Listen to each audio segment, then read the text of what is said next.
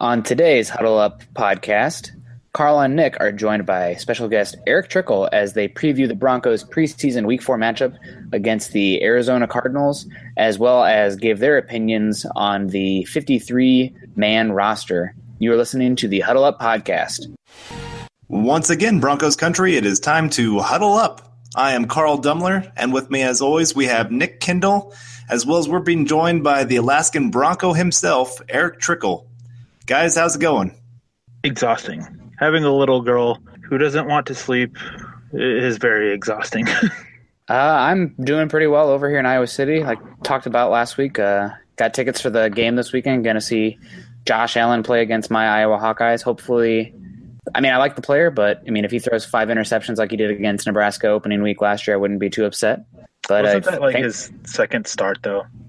Oh, yeah. No, I'm not holding that against him. Also, the team just started to fall apart. Like, he was having to play hero ball to keep him in the game. And his first half was fantastic. Yes, it was. I'm a fan. A lot of the NFL draft Twitter people are hating on Josh Allen. We're not going to go too much in the quarterback, but I still love the tools. I'm sorry. Kill me. I like a big guy who can run around and play like Rodgers. We went into quarterbacks last time I was on, so if they want to listen to that, they can just jump to that episode. There you go. All right, guys. Well, this show's focus is all things that pertain to your Denver Broncos. From game previews to reviews, from roster analysis, offseason, and draft speculation, of course, those flaming hot takes that we love to give you. Nick and I will continue to bring you listeners interesting content for the most hardcore fans who think, eat, and breathe Bronco football 7 days a week. While it is fun to simply watch the game, we are here to provide an entertaining deep dive on the Broncos roster and key matchups in each and every preview episode. With Nick and myself, as well as, of course, Eric, we are all hardcore film junkies, and we will try to bring you this episode from a more scout-based perspective, breaking down the matchup from a talent and, of course, that X's and O's perspective. Follow myself on Twitter at Carl Dumler MHH, as well as follow Nick at Nick Kendell MHH, and, of course, and Eric at Erick Trickel. Be sure to tweet us as any questions or opinions you have because we live for talking Bronco football. You can also follow the podcast Twitter account at HuddleUpPod. Make sure you check out ours and our co-writers' written content at milehighhuddle.com, a part of scout.com and an affiliate of CBS Sports Digital Network. We know you listeners are as football and Bronco crazy as we are, so please give us a click and subscribe to listen to us on iTunes as well as Stitcher. Don't forget to share us on Facebook and Twitter. We wouldn't be here today without you listeners, so please take the time to rate and subscribe to let your voices be heard on how you enjoy the show. Now, a very, very exciting thing for you listeners. For the next 2 weeks, we're going to be running a contest. The best rating and review on iTunes and Stitcher will receive a complimentary milehighhuddle.com VIP premium membership. The winner will get access to all of our film reviews, X's and O's, as well as our members-only message boards. Even if it's not a glowing review, we're looking for the best, most creative. But come on, you listen because you love us, so take care of that. We'll announce the winner on the Scouts Eye preview of Week 1 versus the Chargers. Now, I wanted to let you know before we get into anything that today's episode is brought to you by our new sponsor, MyBookie.net. MyBookie.net is all about the excitement of making accurate sports predictions on your favorite teams without having to risk any funds. It's totally recreational, and there are all kinds of prizes. In today's climate, the fantasy industries have made watching football a lot more interesting. So go to mybookie.net and compete for great prizes totally free. All right, guys. Well, normally in these preview episodes, we like to break down the upcoming game and matchups and areas of strengths and weaknesses of the Broncos and their opponents, and, of course, highlighting some of the opponent's key playmakers. And we're going to touch on that just a little bit here with the Cardinals players, but we don't want to do that as much here today because, well, it's preseason game 4. If there's that one game that maybe you can kind of make a couple more beer runs or whatever you want to do, this might be the game. And this is that least important NFL football game of the entire season. But that said, it's still a Broncos football game, and if they play, that we're going to be watching. And since we're not going to be breaking down the opponent as much because, third and fourth string players of the Cardinals, not very, very interesting, we wanted to spend a little bit of extra time today breaking down the final 53-man roster and our predictions. And understand we have not talked to each other about these at all. And so we might have a few names, and we might get into some disagreements here. And this is Eric wanted me to let everybody know this is 100% Nick's idea. So make sure to keep that in mind. But before we get to the 53-man roster, we wanted to go ahead and hit on just a few key matchups because these are the guys that are fighting for those final few roster spots. And there are some important players in this game. Some players that will make an impact on this season for the Broncos and for the Cardinals. And we wanted to first off start here with some key matchups. And the first one is the Arizona pass game versus the Broncos. They have a couple of quarterbacks here, and Drew Stanton and Blaine Gabbert. And they have some interesting names at wide receiver and tight end. Guys, is there anybody that kind of catches your eye for the Cardinals that we're going to be going up against that you want to kind of keep an eye on and how we handle them? Well, not really to keep an eye on because I'm curious about how we handle him, but Blaine Gabbert catches my attention because I totally didn't realize he was on the Cardinals.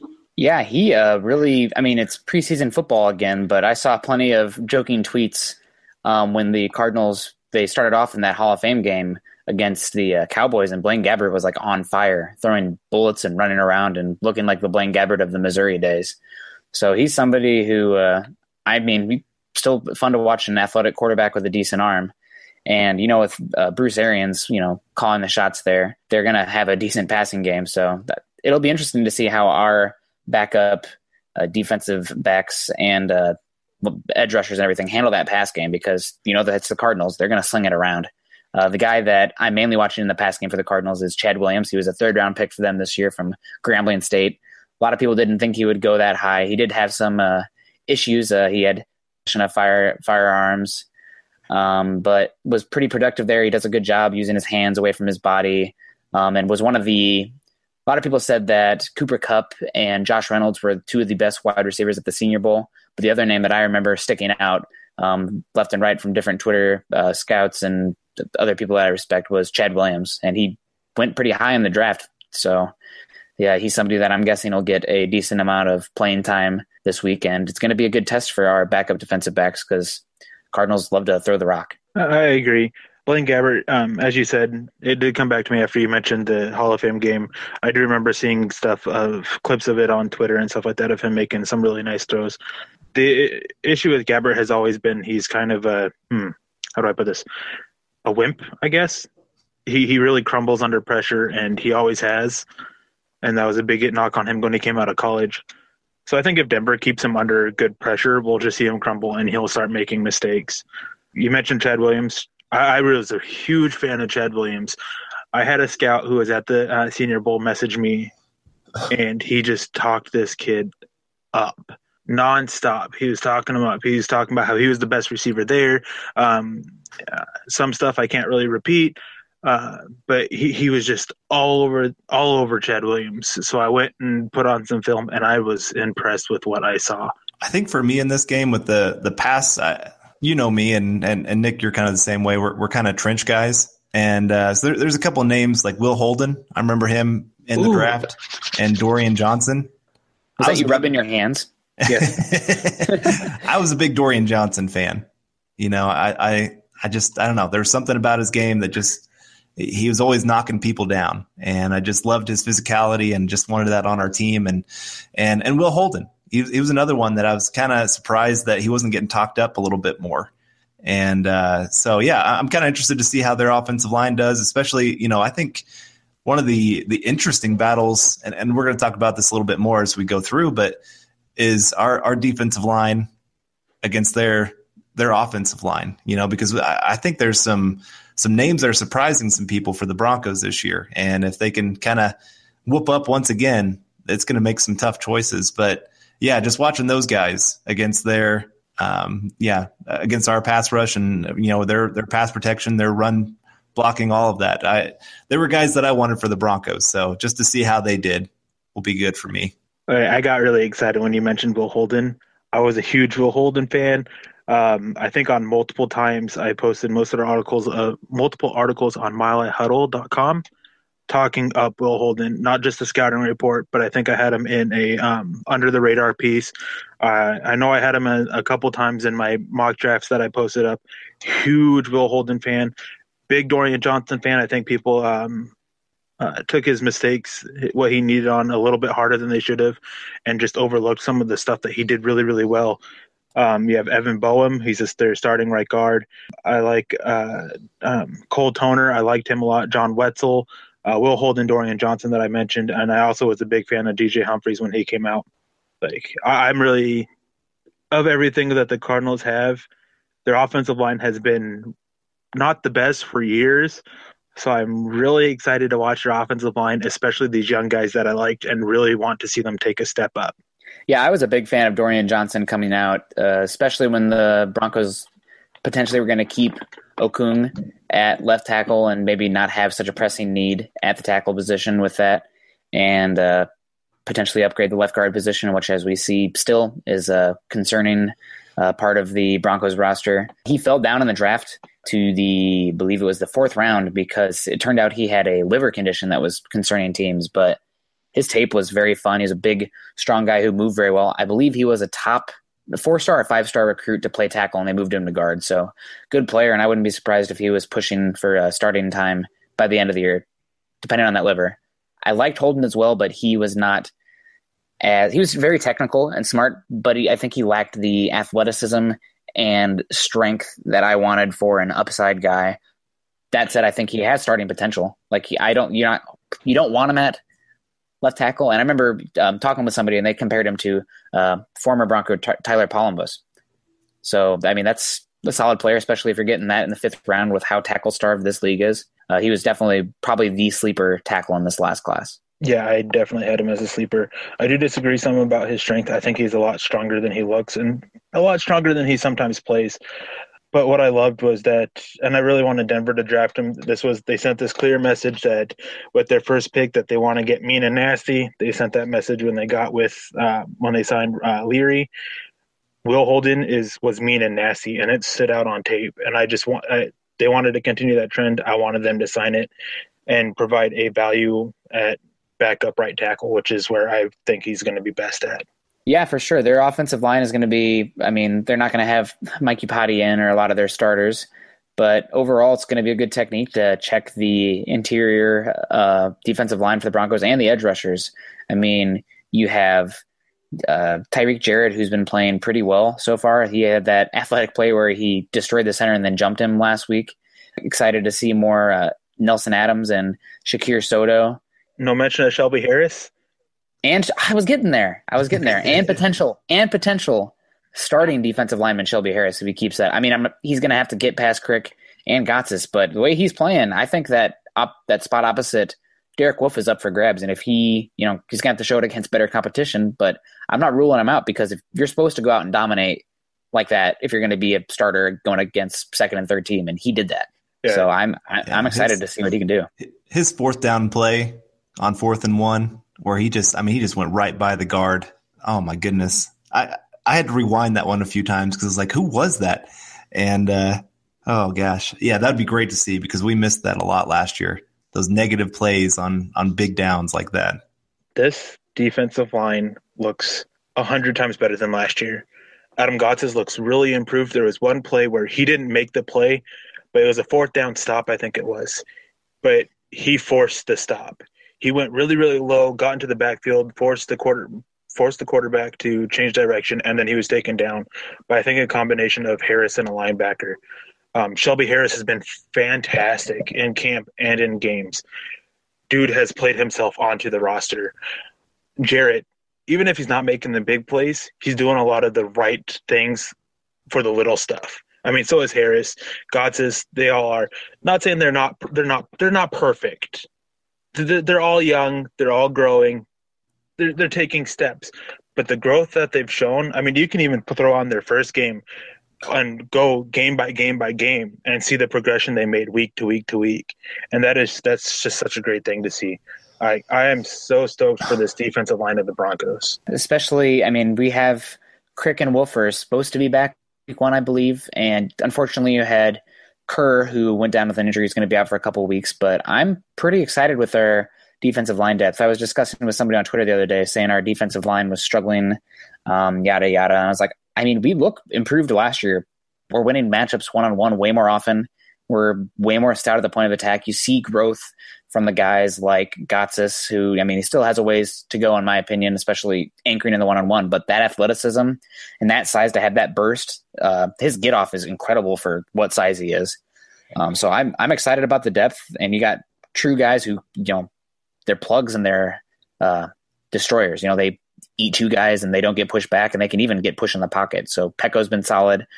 Jarrett's been solid there. Kerr's been solid there. So I'm excited about the defensive line depth, and hopefully we have no more injuries so we can keep that depth going, because we haven't even seen very much of the starting two, quote unquote, starting two 5-techs, and the defensive line still looks much better than it did last year. Pecco has looked really good too. And you mentioned the Twitter conversation. I was part of it too. I just didn't say anything, or I was tagged in it. I just didn't say anything, but there's been mistakes by this defensive line where they've allowed big gains, but it also falls onto the linebackers too. It's really is a group thing. When the defensive line did the right thing, the linebackers wouldn't, and when the linebackers did the right thing, the defensive line didn't. There was a couple big runs, and the best run defense allows a good-sized run every now and then. It happened a couple years ago when we boasted that Super Bowl defense. It just happens. Sometimes you just get washed up by an offensive lineman. A surprise blocker comes out of nowhere and takes the linebacker out of the play. You miss seeing the blocker come in, and you just get taken out of the play. All these different things, but they really do look so much improved. I'm excited. I really want to see this starting three right now as Wolf, Pecco, and Crick. I really want to see those three, because all three of them, when they have played, looked outstanding as a unit. Yeah, I'm excited about that, and we probably should push on to the most important thing: the future Bronco quarterback one, Kyle Sloter, the GOAT. Supposedly going to get the entire game to show off what he has. Former Northern Colorado product, has played pretty solidly. Definitely exceeded expectations for an undrafted free agent at the quarterback position. I've seen some pretty outlandish claims saying that he should be maybe quarterback 2, or it's crazy to put him through the waiver wire. Man, I guess we'll hear what your guys' opinion is on that, but I think he's shown some stuff. He's definitely a decent athlete, and he's got a more than adequate arm in terms of arm strength, but his motion's not the best. He wasn't supposed to play at all through the Packers. Paxton Lynch's injury changed that. He stepped in, and he made some really good throws. I counted 3 or 4 of them that were really, really good. A couple of them to Hunter Sharp. One of them for a touchdown. But on this flip side there was 2 or 3 passes that should have been interceptions. There were multiple other bad reads. His game as a whole wasn't that good, and he's still getting all this hype. And he played well against the Bears. He had that one touchdown pass, which any quarterback should make. He played well against the 49ers, and that was probably his best set of throws that we saw was against the 49ers. But it's a little crazy to me to sit there and automatically jump him from a third stringer who has struggled all offseason in practice and everything, but has done well in games, automatically to the second stringer over a guy who has the tools that Lynch does. There have been times where he has looked better than Lynch, but Lynch is also getting a lot of unnecessary hate for things that he has done well that people are just wanting to nitpick. But I'm excited for him. I do like Sloter. I do hope he puts together a good game. We'll talk more about this later, but I see him making the roster currently due to Lynch's injury. And after that, I think he sticks around on the practice squad, or at least I hope he does. Beforehand, I had him clearing waivers to come back on the practice squad before Lynch's injury. After Lynch's injury and Lynch comes back, who knows? Yeah, watching his game, you definitely see some good. You see some upside with the guy, and I'm not trying to take that away from him or anything like that. And you have to always keep in mind it is against the threes. There are times where his guys are running wide open. His touchdown to McKenzie in that first game, that's a throw you would expect an NFL quarterback to make. Nobody within 15 yards. You hope that they can hit that player. So, if they can't, you cut them. Right, exactly. So I think people kind of get wrapped up in the stats, because I think before this last game, or even after this last game, his quarterback rating for this preseason is like 140. And you kind of look at that and you go, man, this guy's played really well. But like you said, there's been some good, but there's been some really bad too. And he's gotten some lucky breaks with some guys dropping some interceptions. And that one against Green Bay, I mean, he had his hands against his head just going, oh my gosh, I just made this terrible mistake. And then they dropped it. And it's just like, okay, and every quarterback has that, but you're seeing that with him. And so he's definitely a guy worth keeping around. Maybe he can become a depth guy down the road. And hey, you never know. I mean, there's been some undrafted guys that have come and been something, but it's the exception, not the rule, Maybe he'll be the next Tony Romo. Yeah. So I think he does have a gamer attitude, like he's shown up in these games pretty well, or better than I think a lot of people expected. So, there's something there, but yeah, if he gets into a game, it's not usually going to be a good thing at this point. So if they have to keep him around for a couple of weeks as Paxton Lynch heals up, so be it. And then you're just going to have to hope that Trevor Siemian doesn't get hurt. But he might got a little bit lucky here with Paxton Lynch's injury. And we'll see. Maybe Slaughter actually becomes a starter for the Broncos at one point this year. Yeah, the key with Slaughter is that you got to take the whole game. You can't just take the good throws and ignore the bad. You got to take the whole game. And the thing is he showed why he shouldn't be on a roster, but he has also shown why he should be. And you just got to figure out, where do you place him? When you're building a roster, you have 53 spots, and sometimes you can't fit that third quarterback on there. And then you got to weigh the risk of cutting him and all this stuff like that. But he's shown enough to stick around. And that's really the thing, is even though he has made those mistakes, is he deserves to stick around in some form or another with this Broncos team. Definitely. Well, let's just be real. He's holding the place until Swag Kelly comes back. Oh boy. All right, we'll move on, because that could get rough if we go on that conversation. But anyway, a couple of rookies here that you kind of wanted to hit on here, that the Cardinals have, that I think we all liked them, and Hassan Reddick and Budda Baker. And Hassan Reddick, he was one of those guys, he kind of came on late to the picture. He's one of those, I guess I should say, the media, he came on late, where he was kind of late first round or early second round. And all of a sudden he's dropping or coming into like top 10 conversation. And, I always hear people kind of go, why didn't teams know about this guy? And I'm going, they did. It's just everybody else didn't. Actually, you said something. What you just said is actually really spot on. Anytime you see a media riser, it's just the media catching up to NFL circles.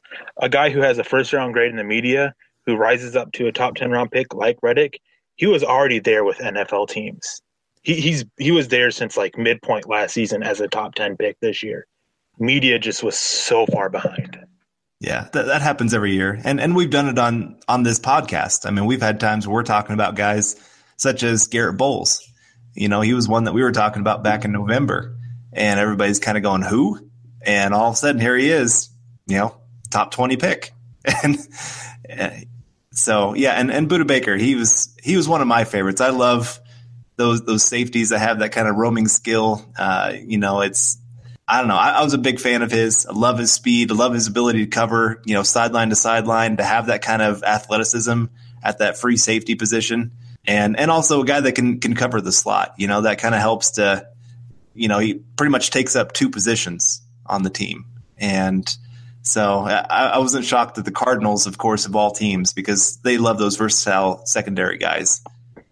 I don't know. It's kind of like small white receivers for the Patriots. They like these versatile safety guys, or corners, whatever you want to call them. They just like versatile defenders. Like, their whole defense is filled up with guys who are versatile. Chandler Jones, Buchanan, Golden, Peterson, though not so much on defense, but he also provides that return aspect. The Honey Badger. You have Reddick now, who you can throw him wherever you want on the field, basically. Budda Baker, again, you can throw him up wherever you want on the field. Like, there's just so much versatility around on that defense, and that's just what they love. It's not like they have set positions, so to speak. It's not a set chessboard for that defense.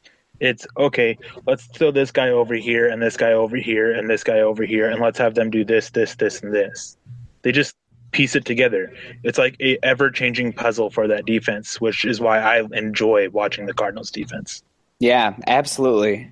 Now, we still have a lot to get to, but first we want to once again say thank you to our sponsor, MyBookie.net.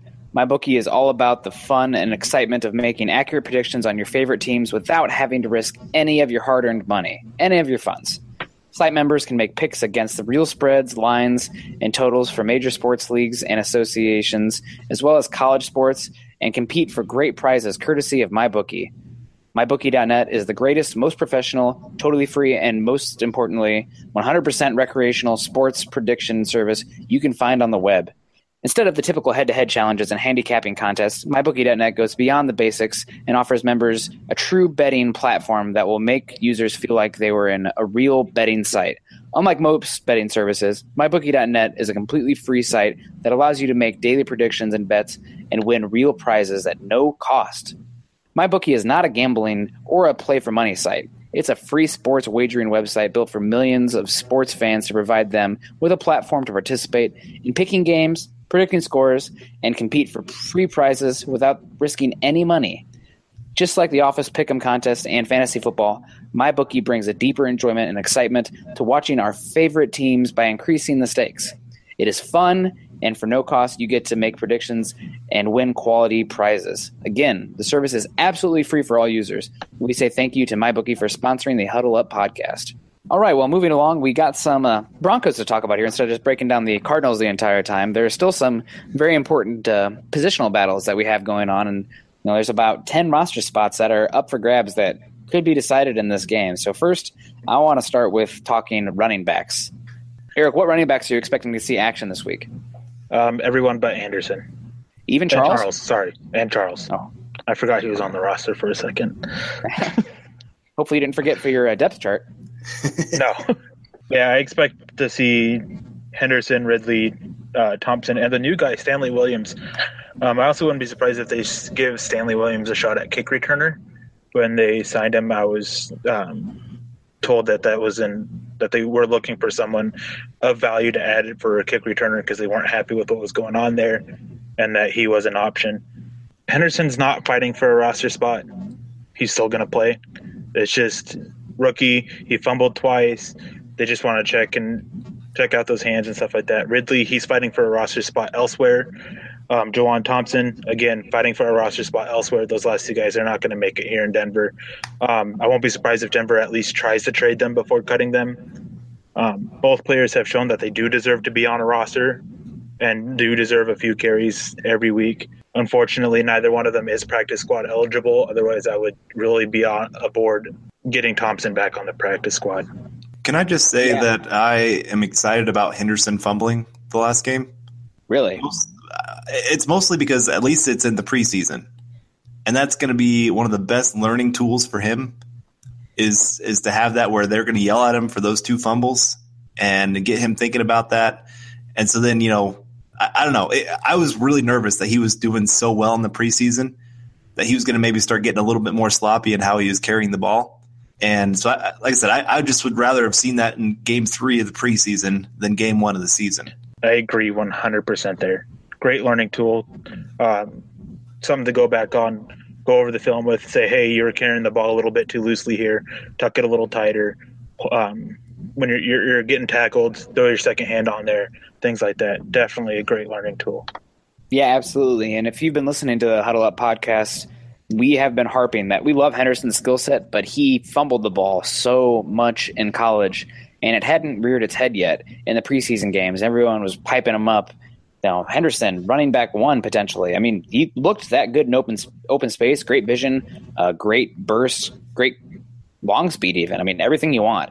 But I still had a feeling that turnover issue, the fumbling issue was going to rear its head, and it did this week. So I'm, like you guys said, it's an important learning tool, and now it's in everybody's head, including his, and he's going to have to improve on it because, I mean, obviously you want your running back to be explosive and create plays in the passing game, the run game, and everything.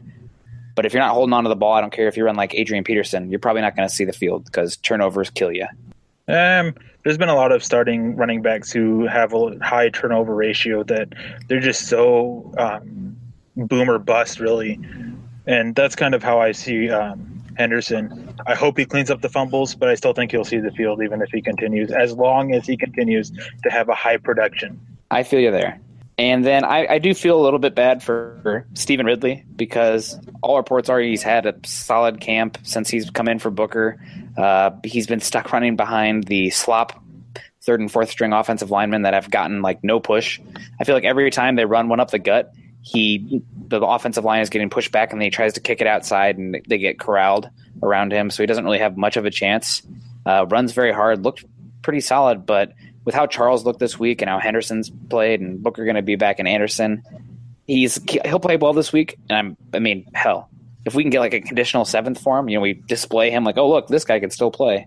That would be incredible. But my guess is we will be forced to let him go, and he'll probably go join another team after all the potential buzz of a solid camp and other teams having injuries at running back. See, this is what's so hard about this time of year is these guys show off in camp, but everybody knows that they're not making the roster. So it's hard for the team who's trying to get rid of him to trade him because they have to convince him that, hey, yeah, we'll keep this guy if you don't trade for him. Or, hey, this team may take him. If you want him, you need to trade for him. That's a lot of work that you have to do at this time of year. It may not seem like it, but it is. And there's multiple players on the Broncos roster that they're trying to do that with. It's just hard in the fact of every team's getting ready to cut about 40 players. So 40 times 32, I can't do math quite that fast in my head, but that's a lot of players hitting the market all at once. And you can sit here and say, do we want to trade a seventh round pick for Stephen Ridley? Or, there's probably a guy that's comparable that's getting released. Or kind of weigh that, it's a game of chicken, in the NFL. Who's going to blink first? And is a team going to panic and say, man, we really want this guy. We really like how he runs, and we just don't want anybody else to have a chance at him. That's what you have to have. And it just, with that many players becoming available, most teams can kind of talk them into another guy that they don't have to trade for. Yeah, it's definitely just a thing of, hey, is there somebody else? Are they going to cut him? Or they're just going to cut this guy. 1,300 players are about to hit the open market. 1,300. Hey, and you got to sit there and try to convince a team that, hey, give up a seventh for this guy. What makes that guy special from all these other running backs who are going to be made? This Stephen Ridley, who has injury issues in the past, fumbling issues in the past, wasn't on a roster for a while, older, up there in years. Denver has a uphill battle to even try to get a conditional seventh for him at this point. How about this for a wrench in there? What if they shop C.J. Anderson? He has value, and the team likes Booker. They like Charles. They like Henderson. And Anderson is somebody they like Ridley too. They like what they really like Ridley shown. It was to a point where they almost weren't going to keep. If Charles didn't play the game that he did against the Packers, Charles wouldn't have made this roster. Ridley would have. As far as value goes, you have two between the tackle runners and Booker and Ridley, and you probably get the most value for a CJ. It's a hard sell, but it's something that I would imagine it has been discussed. They talk about everything. So yeah, I'm sure somebody comes in with the right price. I know that Denver did call about moving Anderson a while back. I won't be surprised if they try again. There's some behind-the-scenes issues there that I'm not going to discuss right now because there's still a little iffy on some of it. There's obviously a serious injury concern with him. Hasn't played a full season. When he first started, he was only playing a little bit at a time, and he suffered a couple, not bad injuries, but a couple bang-ups, which is expected.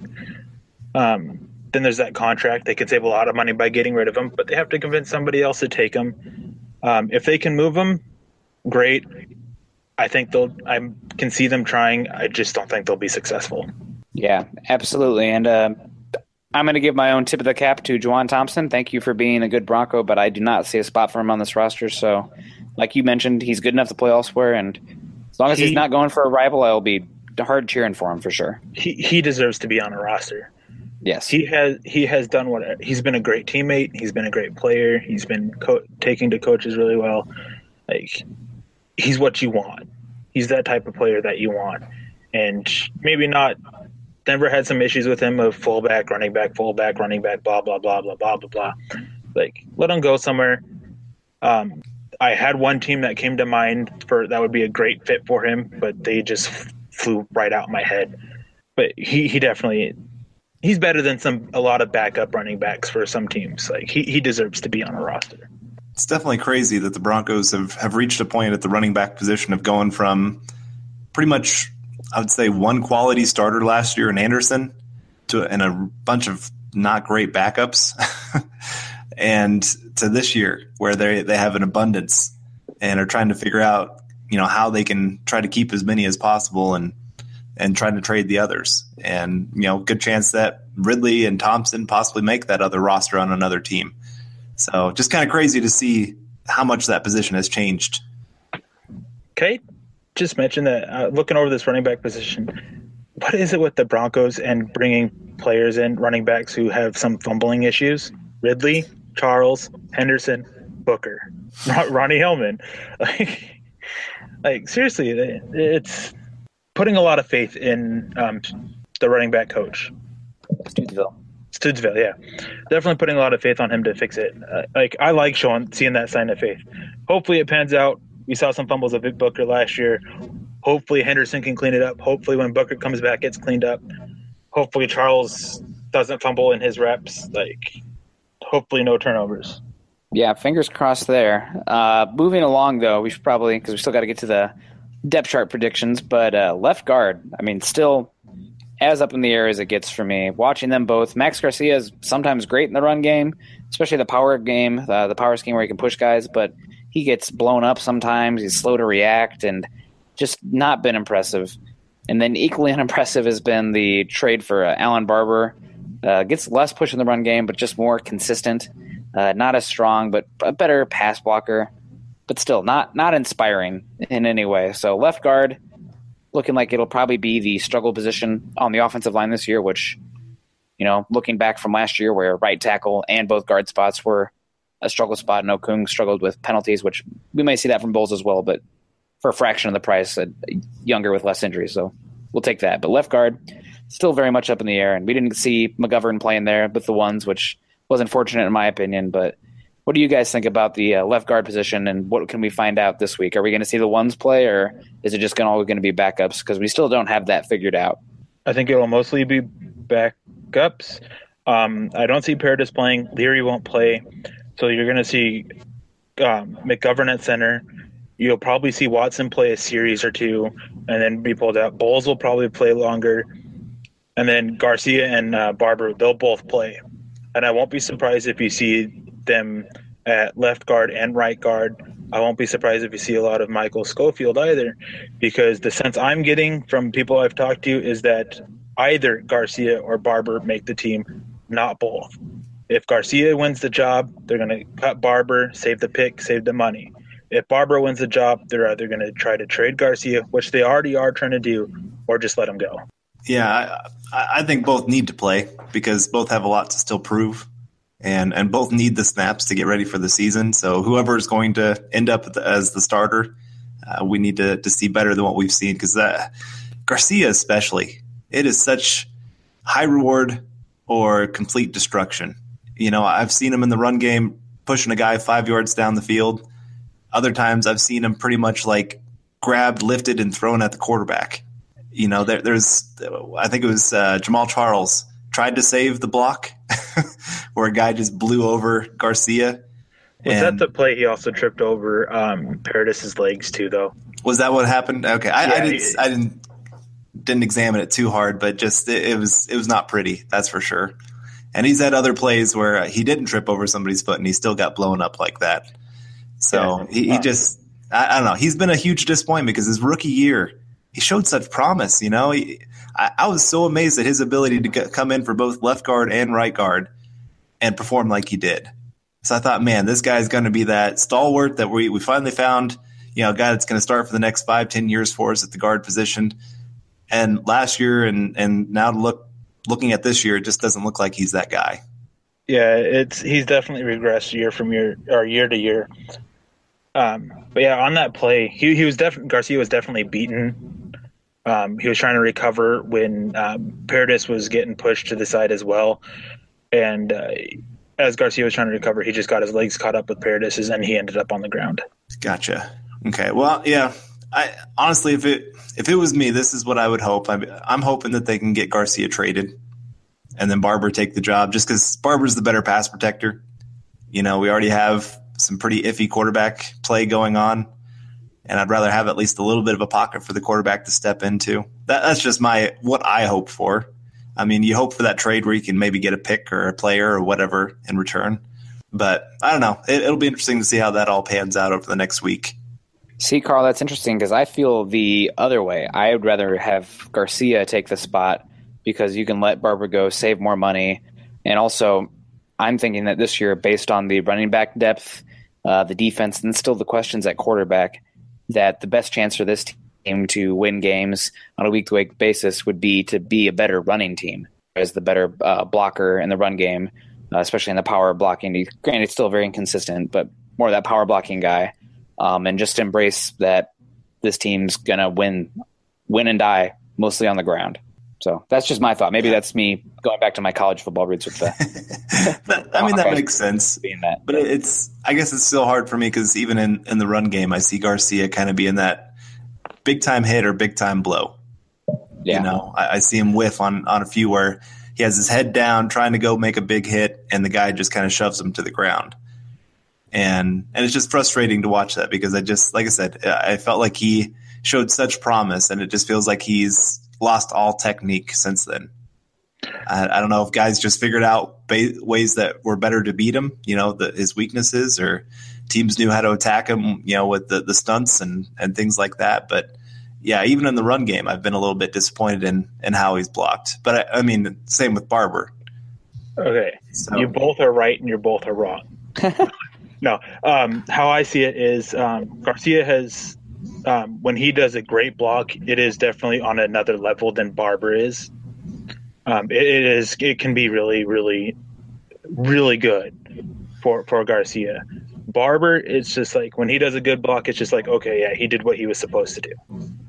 It's how I view it is Garcia has the higher floor, lower ceiling. Barber's more not as high, not as low, and more centered, more stable, not as up and down. I see that in both the run game and pass protection. So same position, three different thoughts. Yeah. All right. Well, moving on, we got the tight end position. This is one of those. It's probably been one of the biggest disappointments on the team, at least for me. And where have they even been? We saw a catch by Green that was really nice for a nice pickup this last game. Derby made a decent catch coming across the field, and Hireman had a couple plays where he just, I don't know, didn't make the play, and it wasn't the perfect throw by any means, but you kind of hope that your tight end can go make an adjustment on the ball in the air, and it just never happened. So tight end position, I think we're all in agreement that maybe if the Broncos made a trade, like actually we're looking for a player to trade for, tight end would maybe be the position. Or, look at the free agency market. There's a pretty good tight end out there who can come in and help. You hit the nail on the head with Hireman. I don't know. Hireman, yeah. You mentioned adjustments. He does not adjust to the ball whatsoever, and it is infuriating. So many times I've seen the ball thrown his way over the course of his career, even going back to college, the ball thrown his way, and he can make the catch. He just doesn't adjust for the stinking ball, and it's just so frustrating. Yeah, I saw that in the game as well. There was that pass that it was a little behind him, yes, but if you're playing the tight end position where you're going over the middle of the field and you're using your size to play above the rim, so to speak, you're going to have to adjust to make catches. I mean, that's half the game for the tight end, I feel like, in the receiving game. Being a decent route runner, using that size, and then adjusting to the ball, going up and get it. And he just doesn't do it. So I don't know. I think he has all the skills, but it's like you said, pulling my hair out watching him because it's frustrating because just go for the ball, man. Don't be a board. Makes me question his toughness and his desire to actually play sometimes, because some of them it's like it's not a bad adjustment to make. It's just reach behind you a little bit, but he doesn't do it. Makes it seem like to me that he just doesn't care And with some of the other adjustments, it makes it seem like that he just doesn't want to risk getting an injury. It's frustrating. So I guess do you guys, and I think we all know this, that Virgil Green is on the trade block. The Broncos have been trying they've been trying to trade him for a long time, yeah. And do you think the Broncos make a trade here, either Green gone or try to trade for somebody? Or, like you said, there is a guy on the market that had, what was it, 1,000 yards just 2 seasons ago and about 600 this past season, if I remember right. I don't have the stats right in front of me right now, but, did they go get a guy like that? I would name who it is, just because somebody might be confused. Not me. I'm not confused about who you're talking. No, I know who you're talking about, but you're obviously talking about Gary Barnidge. The Carnage. Carnage the Barnage. Or Barnage the Carnage. Yeah. 1,600 yards between the last 2 seasons. 1,043 in 2015, 612 this last season. 11 touchdowns between those 2 years. He definitely comes in and improves at the tight end position by a lot. A.J. Derby's been a huge disappointment. Virgil Green, they're trying to trade him. They've had some nibbles, but no one bite. They got to do something. Tight end is actually really, really important to Mike McCoy's offense. You can't run it to its full capabilities without a reliable tight end. And if they don't get that reliable tight end, then the offense is going to suffer. Last year, part of the issue with the offense was the lack of threat at tight end. They went out and got A.J. Derby, hoping he would become something. He got a lot of hype this offseason for his play last year. I don't know why. I was disappointed with his play last year a lot of the time. Not saying he had some nice catches, but if they do explore the trade market too, there's also a guy on the Tampa Bay Buccaneers whose name can O.J. Howard. No. Brate. It's Cameron Brate. Yes, Cameron Brate. Yeah, I wouldn't mind them looking his way if they're going to explore the trade market. He's put up some pretty decent numbers. 600 yards this last season, 660 to be exact, 8 touchdowns. Like, he's definitely can be that threat. And if I remember right, he's actually a pretty decent blocker too, which is something that Denver's lacking. Huerman has been up and down. Derby can't block whatsoever. Green is still a really good blocker, and that's where his best value lies at, is as a blocker. So hopefully a team that needs a blocking tight end finally bites. But I wouldn't mind Brate at all. Yeah, there's a couple names. I was looking at rosters earlier today, getting ready for this podcast, and a couple of names that kind of stuck out that maybe Tyler Higbee for the Rams. They went and got they used a pretty high draft pick on a tight end that's played a lot better this preseason so far. Don't remind Eric; he's going to cry. Uh-oh. He loved Gerald Everett. But I just thought maybe that's a guy that if they had a little bit of promise that maybe they'd want to bring in. And then an older vet that I thought of was Jermaine Gresham for the Cardinals, actually. Isn't that right? Yes, I like him as well. I wanted Denver to sign him a few years back. Yeah, he's a little bit older. Thought maybe they'd be looking at the possibility of wanting their younger guys to step in. But, they have Troy Nicholas. I don't know. I can't remember if they have him as tight end one or if it's actually Jermaine Gresham. But I don't know. That was one that I kind of thought of, especially since we're going to play him this week and see what we got as a veteran and wait until Jake Butt can finally get on the field for us.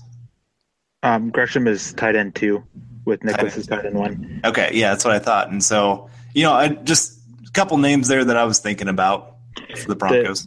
The issue with Tyler Higbee is there is a bunch of off-field stuff that they have to worry about. Yeah, he's been a moron off the field. I liked him until he had an issue right before the draft where he got arrested. It was a really bad incident. Really plagued his draft status. Yeah, because he was one of the better athlete-size guys, but just sounds like a dumbass. Pardon my French. But yeah, I mean, if we're going to trade for a tight end from the Rams, let it be Gerald Everett. No, I know there's no chance of that happening, unfortunately.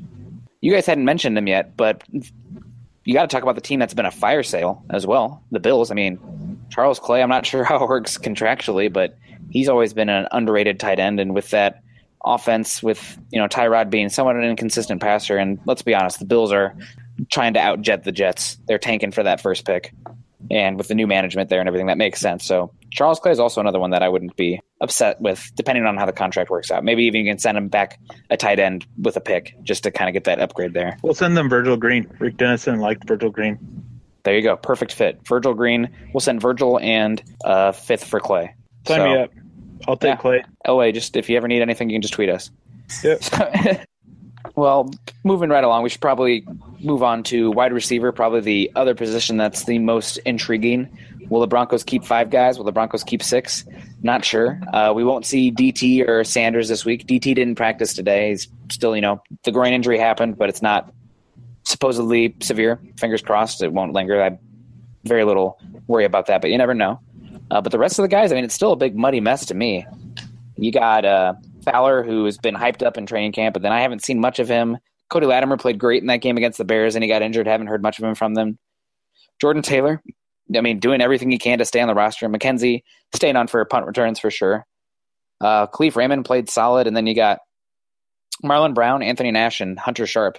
So a lot of guys that are going to get some work there. Are there any of them you're specifically looking forward to this week, or potentially ones that, could be off the roster with a bad week? I think I really want to see Cody Latimer, Taylor, and Fowler play. Fowler he hasn't shown up in the passing game, but he still has shown that value as a run blocker.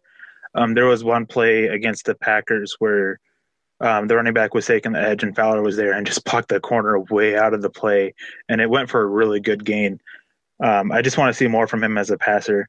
Latimer, the issue I have with Latimer is he has always shown up in preseason every year and then fades away come regular season. Is he going to do that again?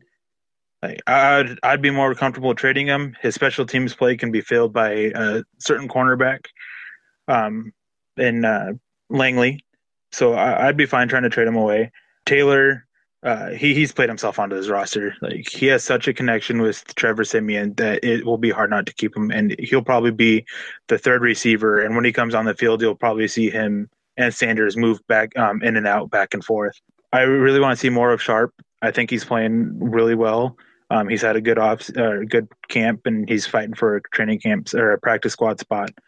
Marlon Brown, I want to see him do well simply so he can try and land on a roster somewhere else. He's had some health issues the last couple of years. He's back healthy. He was playing really well before it. He's doing decently now. And then there's Khalif Raymond, who he's been a quiet gem so far this month. And with Langley, he's doing returns now, and he looked really good as a returner.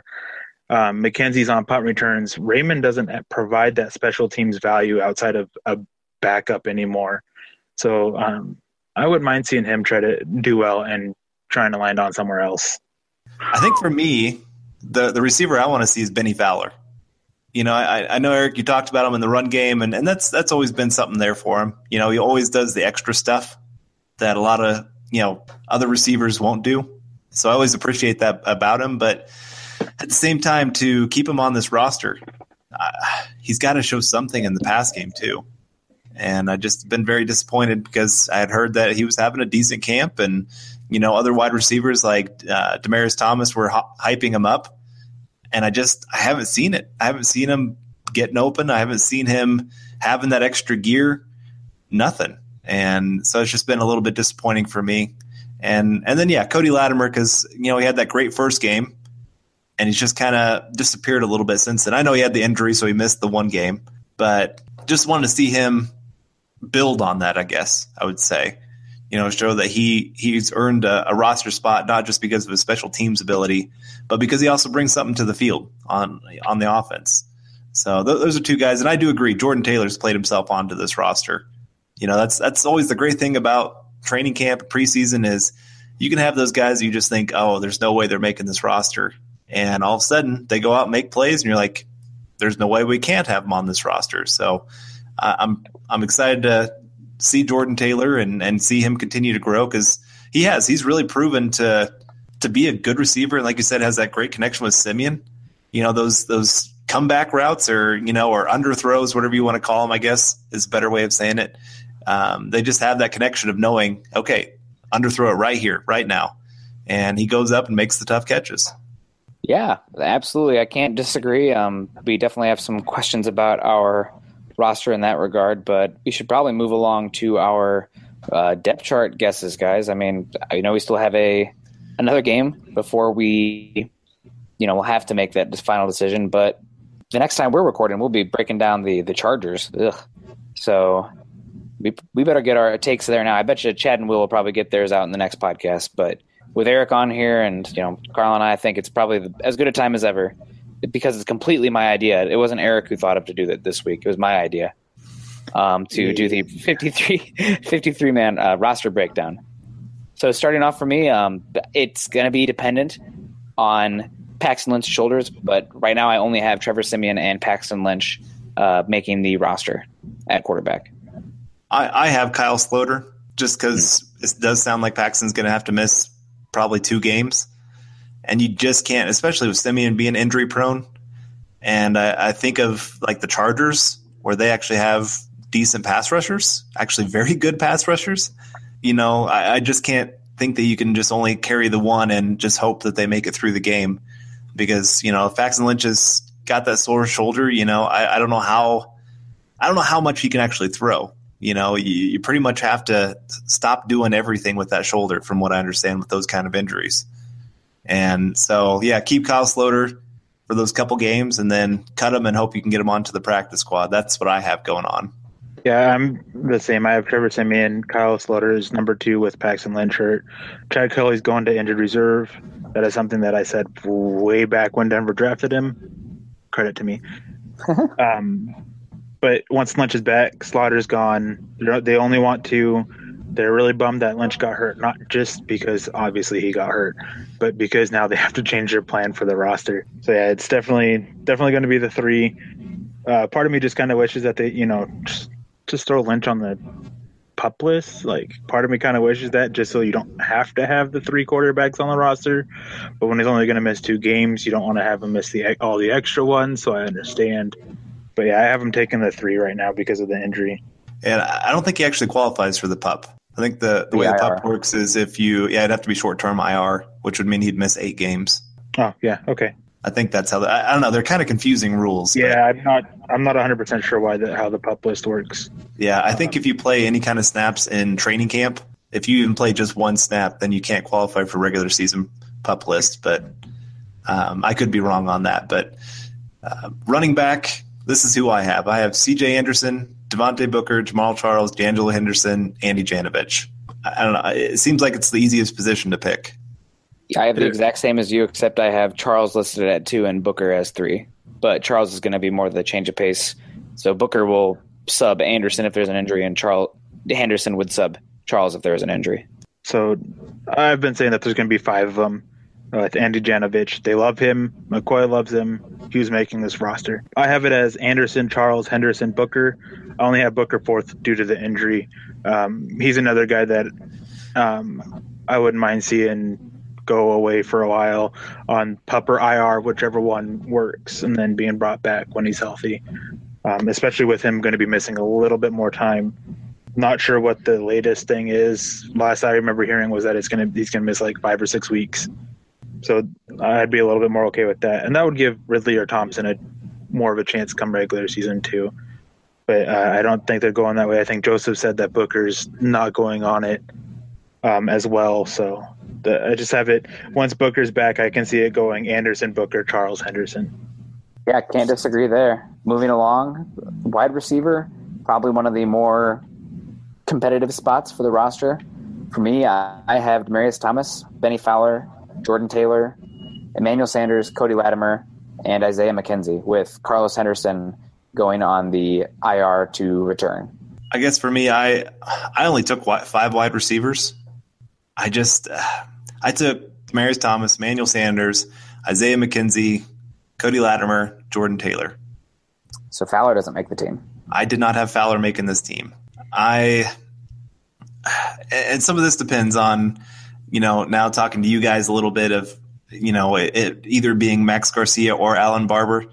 I was kind of swayed by Vance Joseph's talk earlier of saying that they were planning on keeping both. And, maybe that is just more of a, wanting some team to try to trade for Garcia kind of talk. So it's just hard for me to justify, I guess, another wide receiver. I just felt like you could do some other things that Benny Fowler can do with other people, like Langley on, playing special teams and stuff like that. So I don't know. That's where I had it. But if Garcia is traded, then yeah, Benny Fowler's on my team. I have 6 going on, but I definitely went back and forth between 5 or 6. I had Thomas, Sanders, Taylor, Fowler, Latimer, McKenzie, with Latimer as that questionable guy. I only have McKenzie 6 because he's going to be more used as the punt returner than receiver. My issue with Latimer, I said it earlier in the show, shows up in practice or preseason every year, disappears in the regular season. His play on special teams can be replaced. I think it's easier to replace that than to replace what Fowler brings as a run blocker, which is why I went the way I did. But I think both of them make it unless they can move one of them. With Carlos Henderson going on injured reserve. And I think that they've seen enough from Khalif Raymond and Hunter Sharp that they both try to keep both of them on the practice squad. Makes a lot of sense. All right, well, tight end, I have A.J. Derby, Virgil Green, Jeff Hireman. And right now, Green is just – they haven't traded him. And with his run blocking and like you said earlier, Nick, of them possibly being more of a running team, that's going to be their way to win games. Virgil Green has to be a guy that stays on the roster then, and unless you get a trade for him. And Jeff Hireman, it's just there's nobody else, I guess. Same with AJ Derby. There's just nobody else. And Derby brings you a little bit of a receiving option. And Jeff Hireman, he does have some blocking skills. He is a decent blocker. So I don't know. And the Broncos have been notorious for not giving up on draft picks. They like to hold on to them and see what they can do and try to build them up into something. And so I just kept 3. They like to do that at least for 3 years. I keep 3 as well. Virgil Green, with all the nibbling they've had, no bites. I don't see that changing now. I have Huerman number 2. It's his blocking. Like, he is a little bit better blocker than Derby. I think they're going to put more. They're definitely putting more emphasis on the run game, which is why I have him above Derby. Derby's been really disappointing as a receiver and as a blocker. Have him as 3. Jake Butt to injured reserve. Shoe to the practice squad with Trailer cut. Wow, you have Shoe making it instead of Trailer? To the practice squad, yeah. Man, I have... The last few weeks have definitely been a switcheroo between the two. Yeah, for sure. I remember him getting hyped, and I like his... when he's in there, he's one of the guys who I prefer as blocking. He hasn't done much as a receiver, but in terms of the tight end blocking and potentially with Green being moved, I had the same 3 making the team, but I had Trailer making the practice squad. Again, more guys that you probably don't want to see much from. If you are seeing a lot from them, something went wrong. But that's just what I had. All right, then offensive tackle, moving along. I have Garrett Bowles, Menelik Watson, Donald Stevenson, and I have guard/tackle Michael Schofield making it there. We should just do all the offensive line. For a guard, I have Leary, Garcia, and Turner. And for center, I have Paradis and McGovern. I had Ty Sombrello not making it, and I have them not keeping Barber for reasons we discussed earlier, saving the pick and going with the younger, potentially more higher upside guy in a more run-focused offense. I guess for me, I have Garrett Bowles, Matt Paradis, Ronald Leary, Menelik Watson, Connor McGovern, Donald Stevenson's. I have all those guys as complete locks. And then my others to make it, I have Max Garcia, Michael Schofield, and Alan Barber. I have Bowles and Watson as your starting tackles, Leary and Garcia as your starting guards, Stevenson as the swing tackle, and then I have Ty Sambrello not making it, and then I have Alan Barber not making it. Again, it's just getting the pick back, saving the money, and Michael Schofield as the backup guard tackle. And then center, you have Paradis and McGovern, who is another backup guard, but also can play center. So the versatility there gives them some room to play with, because you also have Stevenson, who you can throw in at guard too. So what do you think happens with Sombrello? I heard that he was getting some reps at center today. Is that true? They're trying to increase his value so they can move him. And do you think that'll happen? I hope so. Yeah. I don't think so. Yeah, it would suck to have to cut a second-round pick while still on their rookie contract, but with that Stevenson move, I don't see them cutting him. Sombrero was solid in pass protection last week. I mean, he looked better than he had in the past. Granted, again, second, third, and fourth stringers, but he's at least looks like he can sit out on the field without getting blown up every play like he had in the past 2 years. Still not great in the run game, though. Just does not get much drive. He's just not a strong guy. There was one run play that really stood out, and surprisingly, it was Schofield was on the field with Sombrero, and Schofield looked great. Sombrero was just awful. Just awful. Yeah, he's been up and down, but hopefully the Seahawks or somebody will come calling, and we can get a late pick for him because that's always better than just dumping him. But moving on to the defense, my defensive tackles that I have Domata Peko, Zach Kerr, and Tyreek Jarrett making the 53 for the more defensive tackle, nose tackle types. Then for the 5-tech, 3-tech types, I got Wolf, Crick, Gotsis, and last game's MVP, Shelby Harris. So how many is that total? 7. 7. With DeMarcus Walker being able to play defensive line and edge. Okay, so I put Walker with the outside linebackers. Yeah, he's listed with them for me. I was going to get to him next. Okay. Yeah, I have Derek Wolfe, Domata Peko, Jared Crick, Zach Kerr, Adam Gotsis, and Shelby Harris. I did not have Tyreek Jarrett, and he was my number 54. Oh, man. Okay. Yeah, I can see that. I have him making it, though. Derek Wolfe, Crick, Peko, your starting 3. Gotsis, Kerr, Harris, backup defensive ends, also can throw them inside, and its versatility is the key to this defensive line. And then Jarrett as the backup pure nose tackle. I like Kylo Peko. I just don't see him making it. I think he makes the practice squad, and either Soto or Adams probably make the practice squad as well. I heard there was rumors that Peko might go on the IR. Kyle Peko, that is, because of his injury. He could. They can definitely say that he suffered a setback and throw him on IR. I wouldn't mind that at all. It keeps him around for another year. Limits what he can do with the team, but it keeps him around. Doesn't waste a practice squad spot on a guy that they can keep around and just in a different way. Yeah, absolutely. So I guess we're gonna have to put some money on that Tyreek Jarrett one. He's just been too impressive for me, and with the Zach Kerr injury of the knee, out 1, 2, 3 weeks, we'll see. I think Jarrett's played well enough that I don't want him being scooped up. Granted, that nose tackle is probably the least valuable position on an NFL team today. I mean, we've seen that with the draft. Those pure run stuffers falling farther and farther to the point of being undrafted for a lot of them. But with how he's played and moved guys around, and with Peko being older and Kerr being injured, I think Jarrett's somebody that I want to protect, and I'd like to have him on the roster. Like I said, he was my guy that I went back and forth on the most, just because, like you said, he has played well. He has done well holding the point of contact. I've been impressed with some of his athleticism for the size he is, of actually moving down the line of scrimmage to try to go make a play. And so it wouldn't shock me if he makes the roster. That's why I wouldn't make that bet, just because I would not be shocked by that. It just, like I said, that nose tackle, that backup nose tackle, they're just not going to see a whole lot of snaps. Your starting nose tackle might only see 40% of the snaps. So I don't know. It just that was kind of my reasoning behind it. But I definitely can get that, especially when you have such versatility. Because Kerr, he can play nose tackle. Wolf, like all these guys can play nose tackle. There's not really that need for that backup pure nose tackle who can't slide out to defensive end. So I definitely understand your thought. I just my fear just comes down to, if he hits the open market, I have a hard time seeing some team not pick him up. Yeah, no, I get that. So I guess I'm taking the chance. And that was where I was so mad about the whole Paxton injury, because that is that one roster spot right there. Yeah. That's where it cost us somebody that could actually be valuable to the team. Yeah, see, with me, mine comes at the rush linebacker position. Normally, I beforehand, I had Dora making it. Now I don't. I have Miller, Ray, Barrett, Edebali, and Walker. I really wanted to put Dora on it, but again, as you just were talking about that quarterback spot, yeah, I just had to make that change.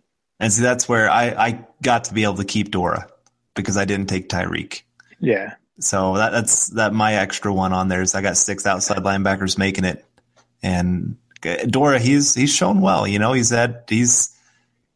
shown a little more burst than last year for sure. And he slimmed down. He slimmed down. He's shown that power still to be able to push the pocket. And I've been impressed by his awareness. There's a lot of times where teams try to run that naked bootleg against us, and Dora hasn't fallen for it once, at least that I've seen. And so I've just been impressed with his ability just to kind of see where the play is going and not get the sack on the play, but still at least pressuring the quarterback to make a quicker decision. So that's why I wanted to keep him on the roster, especially with all of our other injuries. Walker's been banged up. Barrett still trying to come back. Shane Ray, obviously, no clue on exactly when he's coming back. Week 1, week 2, somewhere in there. But so I just wanted to keep that extra guy around. Yeah. Before you get into this, yours, Nick, there's also a chance still that I might come back to this and put Dora on the roster. It all depends on what I decide when we come to safeties. Very true. As far as the rest of the edge rushers, obviously, I have Von Miller. Not a shock there. I was debating on keeping him on the roster or not. I don't know that contract. Shane Ray, Shaq Barrett, Edibali, just because special teams ace, and then Walker. I didn't have Dora making it either. I kept Jarrett instead. Then the reason for that, it's twofold. It's like I talked about the Zach Kerr injury, but it's also the recent rumors of Brooks being very high on the Broncos' radar. That makes me think that they do not think of Dora as highly. Maybe I'm reading too much into it, but if they were pretty content with Dora and Edibali and Miller at the edge, the strong linebacker side, that they would not be entertaining Brooks, and that would definitely kick him off. What if it just means they're not happy with Walker? Dun, dun, dun. No. Yeah, that's possible. That would change things, especially. But then you've spent the whole training camp and preseason trying to play Walker at edge, and then you're trying to kick him back in. Maybe they've completely mismanaged it. I don't know. I feel like I've spoken ill enough of my thought on the Walker pick, so I'm going to open slate, trying to be Mr. Positive over here. All right, well, moving along to off-ball linebacker, I have Brandon Marshall, Todd Davis, Corey Nelson, and Zaire Anderson, all the main guys who are there, and no surprises there. I've been disappointed specifically in Zaire Anderson. He's been pretty disappointing this offseason, in my opinion. Corey Nelson doesn't really get me excited. Don't love the depth at off-ball linebacker, but you need to have those bodies, especially when it comes to special teams and the injury history of Brandon Marshall and Todd Davis. But if you were asking me, last year I harped on the weakness of the interior defensive line. This year it looks like it's the depth at linebacker that's going to have me the most nervous. I went a little bit of a different route. I don't have 4 inside linebackers making it due to what Denver can do with TJ Ward and Simmons and their safeties, Will Parks as well. I have them only taking Marshall, Davis, and Nelson. Anderson has been really disappointing. I do like Kevin Snyder. He has shown enough to me to stick around on the practice squad. But again, it's with how much they're in sub packages and all this stuff like that. Their use of safeties at linebacker, nickel, only 2 linebackers on the field. Like, it's just sometimes only one of them on the field. I just don't see the need with 4 anymore. If one of them gets hurt, you can always throw down Ward at there and then bring Simmons in at safety. So that's just why I went the way I did. Yeah, I kept 4. I've been with Nick on Zaire Anderson just being a huge disappointment. Corey Nelson has not impressed me, but he's looked better than the last 3 years and has shown a little bit more of an all-around skill set rather than just being a third down specialist in coverage. So I don't know. I kept 4, but it wouldn't surprise me because Nick and I have talked about this a little bit of, like you said, with TJ Ward, but Jamal Carter. How many times has he played inside linebacker compared to safety and made a play? That's the other part of it. He's got that height, weight, speed combination that just is very, very impressive for a guy. But I don't know. I still feel like keeping 4, especially special teams ability for some of those inside linebackers, makes some sense. Yeah, just with Dora, I could be coming back to this with how I have my roster. I actually only have 52, and I saved that 53 spot for a few different ways that we could go with it. And Anderson was one of those ways. So is Dora, and so is a safety that you actually just mentioned in Carter. But we'll get more on that when we get to safeties. Right. Well, that sounds like an opt-out. Way to take a hardline stance. But yeah, moving to probably the best positional group on the team and the cornerbacks, Talib, Harris Jr., and Roby, obviously. Langley as cornerback 4 for me. But then I have Chris Lewis-Harris making it over Doss. Doss to me is somebody who he had a decent game last week, according to Pro Football Focus, but we know not to trust them in a small sample size.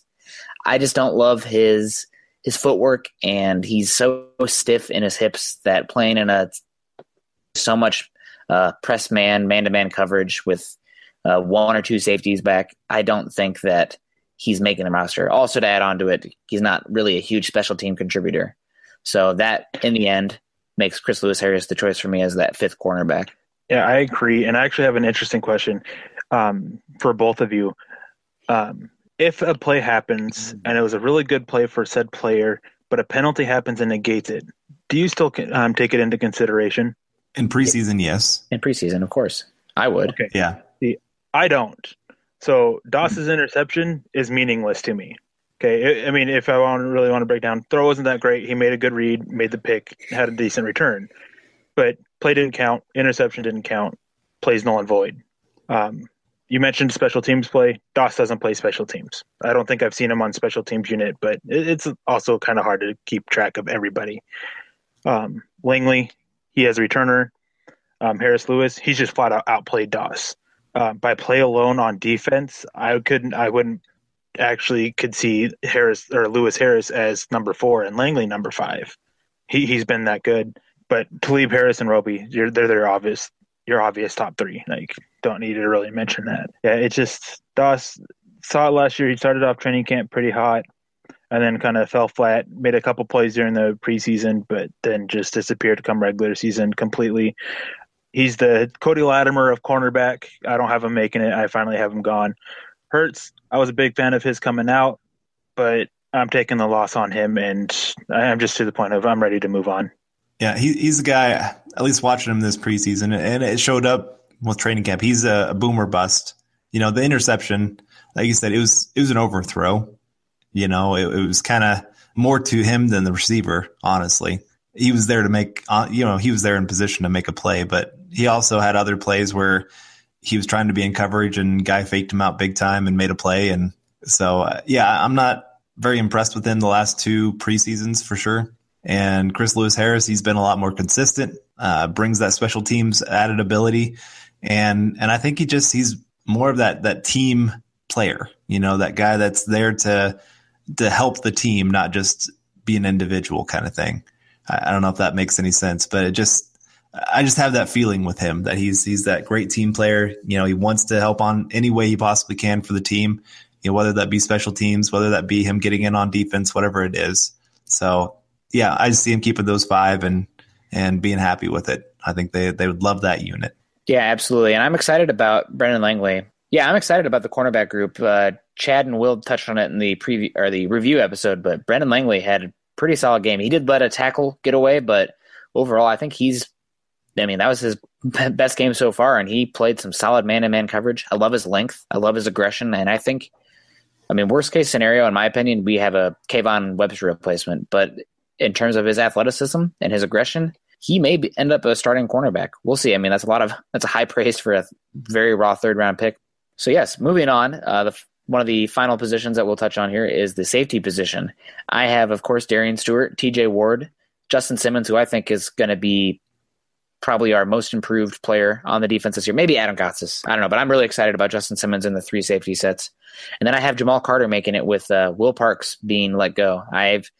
He's solid, but I feel like there's players out there that are like Parks. He's the classic too much of a tweener. He's not smooth or quick enough that I want him playing that deep safety role, but he's also just a little bit small, not quite strong enough that I want him to play more of that box role. And to me, Carter has more height, weight, speed all around, and higher upside. Probably Will Parks does do some pretty special teams. That's what we're offering here.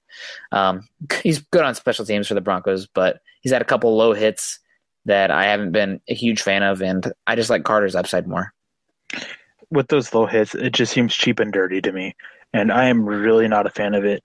I do agree with you about how he's kind of a bit of a safety tweener. Not that guy you want deep, not that guy you really want up in the box, kind of somewhere in between. But the thing is special teams. When you're looking at that 4th, 5th guy on the depth chart for almost any position, It's special teams. That's your special teams guy. That's where the special teams coach makes his picks. That's where he gets involved with it. And I just can't see him passing up Parks despite the low blows. I would much rather see him go with Carter than Parks. They very likely go both. It is very common to do 5 corners, 5 safeties. I hope they only carry 4 though. But if they go, see this, I talked on it, and this is where my struggle came. Is I wanted to keep Dora. Like, I like what he's shown. I don't think he makes it to the practice squad, unfortunately. I wanted to keep him, but then I only have 3 inside linebackers. So what happens with Anderson? Well, there's Carter who can also do it. Like, it's this never-ending circle. That's why I have 52 players on my roster. I could sub out any one of them and be okay. The 2 I would pick between is Carter or Dora over Anderson. I don't know, I really like what Carter brings to the table, though, so I'd probably give the edge for the 53 spot to him. Yeah, I have Will Parks not making this team either. And I agree the special team side of it, but I just feel like Carter can really bring the special team side of it. Plus, he has better ability when he's actually called on for the defense. And Will Parks, he really has not impressed me one bit. You know, when he's gotten a lot of playing time because of TJ Ward's injury, and it seems like every single play he's always that half second late, and it really that bothers me more than the low blows. Just because, you know, if this guy ever actually had to play on defense, he's going to be that weak link. And Carter, he's shown at least better instincts, I think. You know, a lot of plays where he's already flown towards where the ball is supposed to be going right at the snap. And so that's for me why I like Carter a lot more. I've been very surprised by his ability because I thought, you know, he was more of just that athlete than he ever was football player, but he's shown well as a football player. And like I said, I'm with you there, Eric, on that final guy. Who do you have as that final guy on your roster? And you know, for me, I had to take Tyreek out so I could get Dora on there. And it wouldn't surprise me with Anderson with how bad he's played so far. He doesn't make it. You know, that 53 man, that's a tough guy to pick. So as you're talking about this, I actually had a pretty funny thought. You always hear coaches talk about the best 53 make it, right? If Denver were to take the best 53, they would have like 3 offensive linemen. That's just how true it is. That just shows how weak their offensive line is. Even still, yes, it looks better than last year, but it's still a really weak unit. And 3 might be an understatement. 4 would probably make it. Maybe 5. Like, you could probably fill the whole offensive line with it, but you won't have any backups. That's just how weak it is. But yeah, I just found that funny. No, I agree. There's always going to be positions that are stronger than others.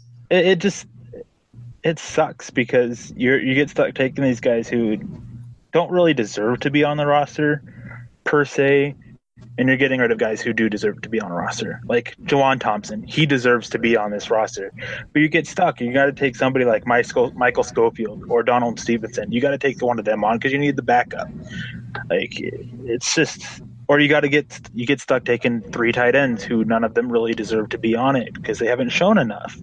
Or you take that 3rd linebacker like Corey Nelson who hasn't shown enough to deserve it. It's just, I don't envy general managers' jobs when they come to building the 53-man roster. I don't. I have fun doing it on my bed, on my couch, on my chair at home. But if I were to do this for an actual team, I'd be bald because I'd pull out all my hair.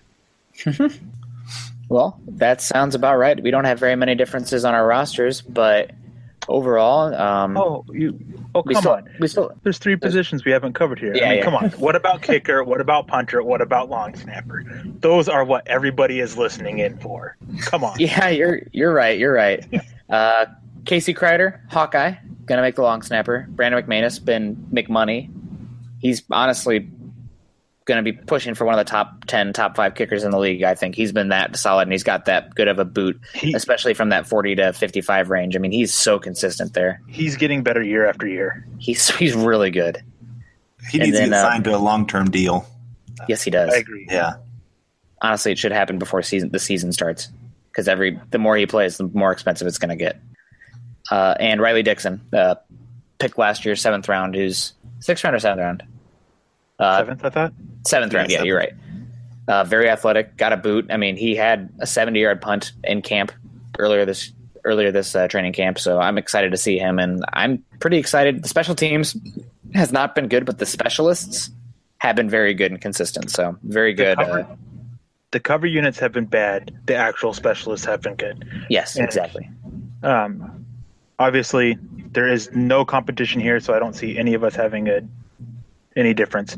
McManus, Dixon, Kreider. I'm really bad with names. But yeah, I agree. McManus deserves an extension. I liked the Dixon pickup a little bit. He gets a lot of unnecessary crap, really, for last year. And everybody's saying we should take Colquitt. He was better than Colquitt last year. Last year, Dixon was better than Colquitt for like the last 3 or 4 years.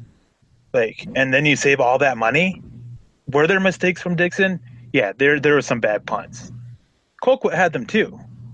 I'm just glad to be out from underneath Colquitt, who was, in my opinion, the most overrated punter and was the most overrated punter. I don't know if I'd say the most overrated. Do you remember Todd Sarb run? No, I mean in the NFL right now. Yeah, no, I got you. Anything different there? Anything different, Carl? No, I think we're good there. Yeah. No, I am excited about Dixon. He had a very good rookie year, and just to see him build on that, he had some very nice directional punts this last game. That's something it shocks me so many times that NFL teams don't do better directional punts. Don't make a guy have to try to down it. Just, kick it to the out of bounds at the 10-yard line. And if you got a guy that can do that, it eliminates the need for a good coverage unit. And he's one of the best, I think, at especially attacking those sidelines. Yeah, absolutely. And he's a good athlete as well. Hopefully we'll see some more trick plays this year. Dude, I'd love to see those. Let's have fun. Yeah. Did you all see what the punter did for the Bengals? I want to see him do something like that. Oh man, that was pretty impressive. Behind the back to avoid the block. Man, I heard the Harlem Globetrotter music playing in the background when he was doing that. What I hear is, what's his face is the whoop. Oh yeah, Chris Berman. Yeah. Yeah, absolutely. And then Pup and IR, just the last thing to close out, I have Jake Butt making there, Kyle Pecco, Carlos Henderson, and Chad Kelly. Carlos Henderson, he's listed week to week, but I think given the other wide receivers, you just can't afford to stash him on the active roster. So it is what it's going to have to be, unfortunately, in that situation. Yeah, it's Kelly. I wouldn't mind seeing Pecco. Saves him a practice squad spot. I actually have like 13 people on my practice squad right now, which is a little much. Carlos Henderson, you can always call him back. I wish they would do Booker, but I don't see it happening. But yeah, it's just leave some roster flexibility. I think if you were to put Booker on there, Chad Kelly on there, it was always the plan to put him on injured reserve this year. I don't know why anybody decided to argue with me against it. Just saying. But yeah, it's I do wish they put Pecco on there. Don't risk him. I can't disagree from this end with any of those, and it just makes sense. And have to hope that Jake Butt can come back sooner than later. That after 6 weeks he's ready to go. So I hear he's lost his brace on his knee, so that's good to hear. And yeah, just hope 6 weeks from now we got ourselves our starting tight end. Yeah. Absolutely. So good job, guys. I think we should wrap up this extra long podcast. So before we get out of here, we'd like to say thank you once again to our sponsor, Audible. Get a free audiobook download and a 30-day free trial at www.audibletrial.com/huddleup.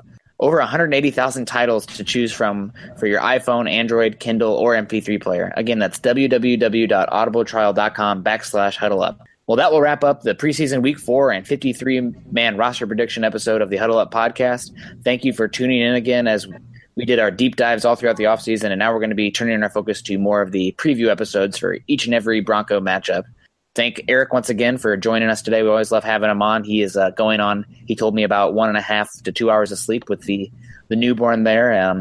And so he switches one child screaming at him for me screaming at him. So he's a saint for that. And also got to say again, I know you guys are big Lynch bros, so hopefully you're doing a little bit better with that Simeon winning that battle. So don't give up hope yet, though. Lynch has still got some potential. It's not over. It's not over. For Darnold.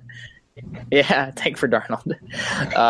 We are just 13 days out until the Broncos take on the Chargers Monday Night Football on September 11th. So make sure you're tuning into the podcast and checking in on Mile High Huddle as the team wraps up preseason and prepares to take on the Chargers.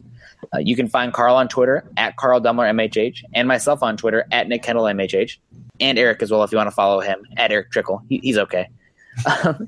We like to give each other a hard time. He calls me a Panthers fan. I don't understand. I do like Kuechly, but that's a little. No, Luke came up with that, not me. Oh, okay. It was Luke. Okay. I forgive you. Follow Trickel then. He has my support. And find our Bronco articles on Mile High Huddle, an affiliate of Scout.com.